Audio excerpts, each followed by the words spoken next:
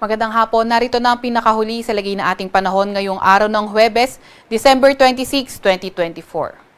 Patuloy pa nga rin yung epekto ng Intertropical Convergence Zone sa Mindanao at ngayon nakakaapekto na rin ito sa Palawan. Samantalang Northeast Monsoon o amihan naman, patuloy pa nga rin din yung epekto nito sa Northern Luzon. Asahan natin yung maulap na papawirin at mga kalat-kalat na pag-ulan, pagkidlat, pagkulog sa Mindanao, sa Negros Island Region, sa Central Visayas, sa may Leyte, Southern Leyte at Palawan dahil naman yan sa ITCZ o Intertropical Convergence Zone. Yung Northeast Monsoon naman patuloy yung maulap na papawirin na may mga pag-ulan sa Cagayan Valley at Cordillera Administrative Region. Para naman sa lagay ng panahon sa nalalabing bahagi ng bansa, mas magandang panahon kung saan sa may Ilocos Region, mga tsansa lamang ng mga mahinang pag-ulan yung posible at sa Metro Manila at nalalabing bahagi ng bansa, may mga tsansa naman ng mga localized thunderstorms. Sa kasalukuyan, wala rin naman tayo na monitor na low pressure area or bagyo sa loob or malapit sa ating Philippine Area of Responsibility. Para naman sa lagay ng ating panahon bukas, inaasahan nga natin na posible sa may extreme northern Luzon, pati na nga rin sa may Cordillera Administrative Region, epekto ng Northeast Monsoon, yung maulap na papawirin at may mga pag-ulan. Samantalang shear line naman magdadala ng mga paulan sa may silangang bahagi ng Cagayan Valley, more on sa nalalabing bahagi ng Cagayan Valley nga. So, dito naman sa may Bicol Region, asahan din natin na posible yung maulap na papawirin at mga kalat-kalat na pag-ulan, pagkidlat at pagkulog. Para naman sa lagay ng panahon sa Ilocos Region, posible rin naman partly cloudy to cloudy skies at may mga tsansa na may hinang pag-ulan at kabilang dito ang Metro Manila at sa nalalabing bahagi ng Luzon, posible yung mga tsansa ng mga localized thunderstorms. Also, yung Palawan by tomorrow, posible makaapekto yung ITCZ kaya posible rin maging maulan sa area nila. Agwat ang temperatura bukas sa Metro Manila ay 23 to 29 degrees Celsius, 16 to 24 degrees Celsius sa may Baguio at 22 to 27 degrees Celsius sa may Tagaytay. Agwat naman ang temperatura bukas sa Puerto Princesa at Calayan Islands ay 24 to 31 degrees Celsius. Para naman sa lagay ng panahon sa Visayas at Mindanao, by tomorrow, inaasahan na nga natin na sa Mindanao, pati na rin sa may Negros Island Region, Central Visayas, pati na rin sa Eastern Visayas, posible pa rin na magdala ng mga paulan ang Intertropical Convergence Zone o ITCZ. Sa nalalabing bahagi naman ng Visayas, partly cloudy to cloudy skies na may mga tsansa pa nga rin ng mga localized thunderstorms. Agwat ang temperatura bukas sa may Iloilo at Zamboanga ay 25 to 31 degrees Celsius. Sa Davao at Tacloban naman ay 24 to 31 degrees Celsius.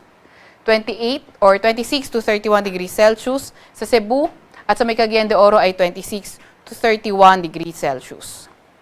Meron din naman tayong nilalabas na weather advisory kung saan bukas or ngayon hanggang bukas ng hapon, posible yung katamtaman hanggang sa malalakas na mga pag-ulan sa Isabela, Apayao at Cagayan. Etong mga areas na to caused by shear line. Samantalang posible rin naman yung katamtaman hanggang sa malalakas na mga pag-ulan sa Dinagat Islands, sa may Surigao del Norte, Surigao del Sur, Davao Oriental, South Cotabato, Davao Oriental, Sultan Kudarat, Sarangani or Davao Occidental, Basilan, Sulu at Tawi-Tawi. Kapag moderate to heavy yung mga pag-ulan, posible yung mga flooding sa mga low-lying areas, sa mga urbanized at near rivers at landslides sa mga highly susceptible areas posible.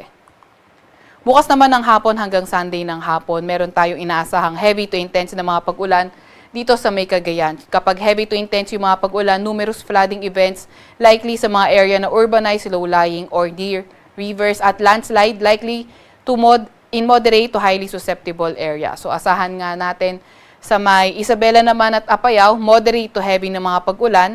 Ito naman ay dahil sa shear line. Yung Intertropical Convergence Zone o ITCZ, posible rin magdala ng moderate to heavy na mga pag-ulan bukas sa Leyte, Southern Leyte, Dinagat Islands, Surigao del Norte, Surigao del Sur, Davao Oriental, kabilang na nga ang Palawan. And then, pagdating ng Saturday afternoon to Sunday afternoon, moderate to heavy na mga pag-ulan dahil sa shear line sa Isabela at Cagayan.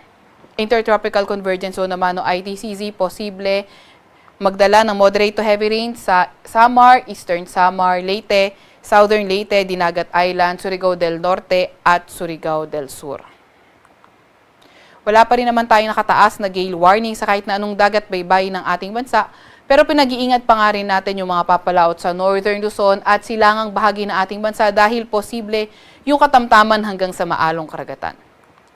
Para naman sa 3-day weather outlook ng mga pangunahing syudad natin, inaasahan natin by Saturday and Sunday sa Metro Manila, may mga tsansa lamang tayo na may hinang pag-ulan, pero pagdating ng Monday, posible na yung mga tsansa ng mga localized thunderstorms. Sa Baguio City naman, Saturday and Sunday, cloudy skies na may mga pag-ulan, pero pagdating ng Monday, may mga tsansa naman na may hinang pag-ulan. At sa Legazpi, Saturday, Sunday, maulan at may mga tsansa ng mga kalat-kalat na pag-ulan, pagkidlat, pagkulog, pero pagdating ng Monday, improving weather condition naman na tayo. Sa Metro Manila, agwat ng temperatura ay 23 to 31 degrees Celsius sa susunod na 3 araw. Sa Baguio City naman ay 16 to 24 degrees Celsius at sa Legazpi City ay 24 to 32 degrees Celsius. Sa mga pangunahing syudad naman sa may Bisaya, sa may Metro Cebu, Iloilo City at Tacloban City, asahan natin yung mga tsansa naman ng mga localized thunderstorms. Pinakamataas sa temperatura sa Metro Cebu ay 32 degrees Celsius, 32 degrees Celsius din sa Iloilo City at 32 degrees Celsius sa may Tacloban City. Sa mga pangunahing syudad naman sa may Mindanao area, Metro Davao, asahan natin patuloy pa rin na magiging maulan hanggang Lunes. Sa may Cagayan de Oro, Saturday, maulan. Gayon din naman sa may Zamboanga City, pero pagdating ng Linggo, magsisimula na yung pag-improve ng weather sa mga lugar na iyan. Sa Metro Davao, pinakamataas sa temperatura ay 32 degrees Celsius. 25 to 32 degrees Celsius sa may Cagayan de Oro City at 25 to 33 degrees Celsius sa may Zamboanga City. Sa Kalakhang, Maynila, ang araw ay lulubog ng 5:35 ng hapon at sisikat ng 6:09 ng umaga or 6:19 ng umaga. Huwag magpapahuli sa update ng Pag-asa. I-follow at like ang aming X at Facebook account, DOST_Pag-asa. Mag-subscribe sa aming YouTube channel, DOST-Pag-asa Weather Report. At para sa mas detalyadong impormasyon, bisitahin ang aming website pag-asa.dost.gov.ph. At yan naman munang latest mula sa Weather Forecasting Center ng Pag-asa, Veronica C. Torres, nag-uulat.